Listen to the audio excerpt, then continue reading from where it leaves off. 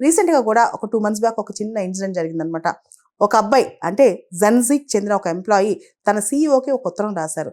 తన heart break అయిందని, తనకి బ్రేకప్ అయిందని, తను దాన్ని తట్టుకోలేకపోతున్నానని, నాకొక లీవ్ కావాలి అని చెప్పి చక్కగా ఉత్తరం రాశాడనమాట. ఉత్తరంలో ఈమెయిల్‌లో అన్నీ ఎక్స్‌ప్లెయిన్ చేశాడు.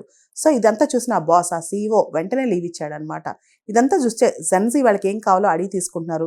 ఎక్కడ లీవ్ తీసుకోవాలో అక్కడ తీసుకుంటున్నారు. ఎక్కడ మనస్తాపం చెందిన తర్వాత బయటికి రావాలో, ఏ విధంగా బయటికి రావాలో ఆ విధంగా బయటకొస్తున్నారు. జెన్‌జీ చాలా తెలివిగల వాళ్ళు, సమర్థులని చెప్పి కూడా మనకు అర్థమవుతుందనమాట. అనిల్ అగర్వాల్ లాంటి వాళ్ళు కూడా అంటే వేదాంత గ్రూప్ సీఈఓ లాంటి వాళ్ళు కూడా ఇప్పుడు జెన్‌జీ నుంచి పాఠాలు నేర్చుకుంటున్నారు. మనం చాలామందిమి పెద్దల మాట చద్ది మూట అని పాత సామెత వింటూ ఉంటాం. కానీ అన్ని సార్లు పెద్దల మాట చద్ది మూట కాకపోవచ్చు. కొన్నిసార్లు కొత్త తరం చెప్పే కొత్త ఆలోచనలు కూడా మనం ఒక్కసారి ఆగి ఆలోచించాలి.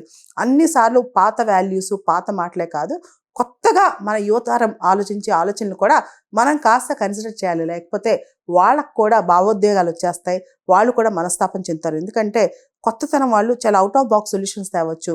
కొన్ని విషయాలు స్మార్ట్ థింకింగ్ కావచ్చు, లేకపోతే ఇన్నోవేటివ్ థింకింగ్ కావచ్చు చేస్తున్నారు. కానీ మనం పాత పద్ధతుల్లో ఉంటూ ఇంకా లేదు లేదు అలానే ఉండాలి అంటుంటాం. కానీ కొత్త విధంగా ఆలోచించడం మనం కూడా మొదలెట్టాలి.